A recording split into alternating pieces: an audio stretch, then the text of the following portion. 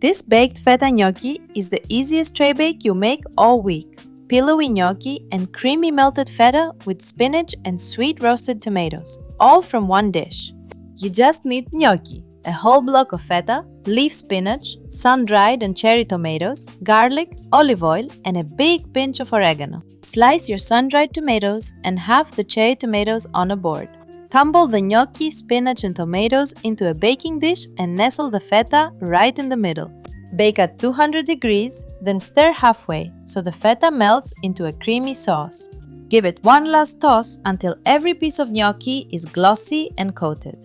Finish with torn fresh basil and serve it hot, straight from the dish while the feta is still creamy.